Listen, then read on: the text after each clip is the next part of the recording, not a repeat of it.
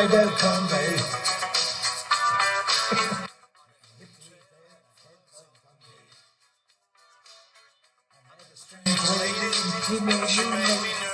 Yeah, that's why I don't play with you. And she said, I come from the land down under.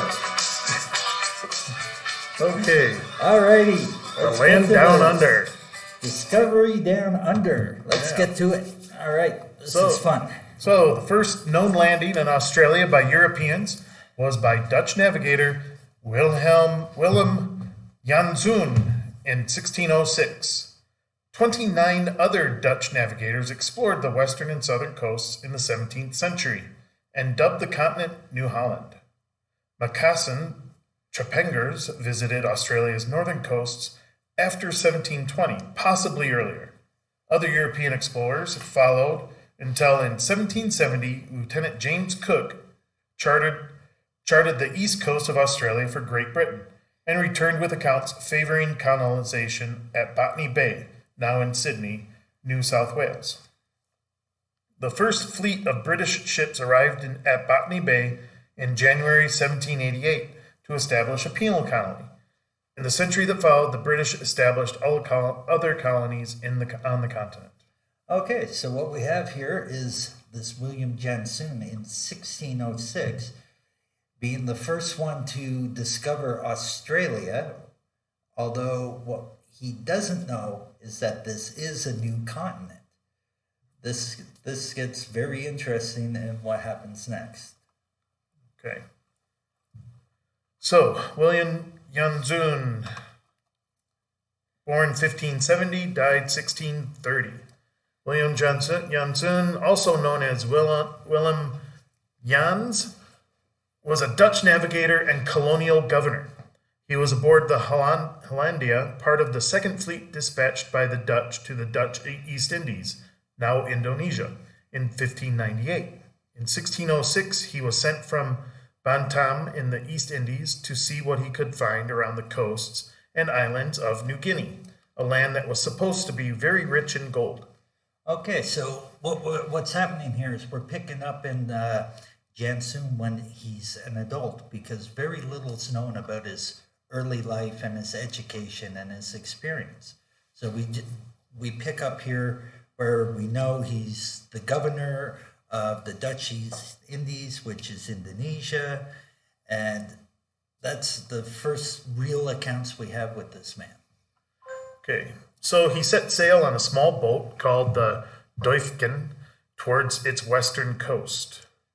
From the coast of New Guinea, Janszoon then crossed the Arafura Sea in a southerly direction, passing by the Torres Strait, first discovered and sailed through by the Spanish captain Luis Vaz de Torres later in the same year, which would have been discovered had he kept traveling further west.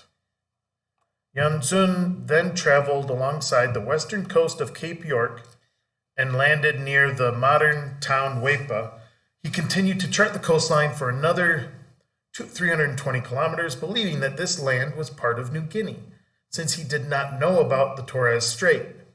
His crew battled with the Aborigines, and a number of them died. The land was swampy, and he reported that there was no good was to be done. The Dutch never returned to Australia. Okay, so what we have here is William Janszoon. He's traveling to a land they know that's there, to navigate it, to map it, New Guinea. So he came from this area. West. Yeah. These Traveled islands through make the up islands. the Dutch East Indies at the time. And then he ends up sort of a little bit off course, because Australia is really so close to New Guinea. He didn't realize there's a strait that travels through. Yeah, this strait, right? Torres or whatever here. He would have been the first man, but a Spaniard came along later. Then what you have is... So he landed in this part of Australia. Yeah. What you have now is he still thinks he's at part of New Guinea, another island perhaps. And this island's swampy. It's full of crocodiles. It's all those things you think about when you think about the crocodiles in Australia and the jungles. It's along that part. And then the Aborigine, the native people, are also so aggressive that he literally says, hey, man, this land's not worth it. There's no good to be done here. And so he doesn't stay. He doesn't explore further. He doesn't realize this is a new continent. All right. After him, for the next 100+ years, other Dutch navigators come around and they navigate further on the west coast of Australia, just following along. Long here. Yeah, and it's much later that they actually realize this is a continent. But they don't settle it. They just give it the name New Holland. That's it. Okay. Okay? All right. So you can stop this video and watch the multimedia number 17, listen and answer the questions about William Jansoon. The answers to these questions all come from the video, so watch the multimedia, listen carefully, answer the questions as you go on if you want. Good luck. We'll see you next time. All right. Be sure to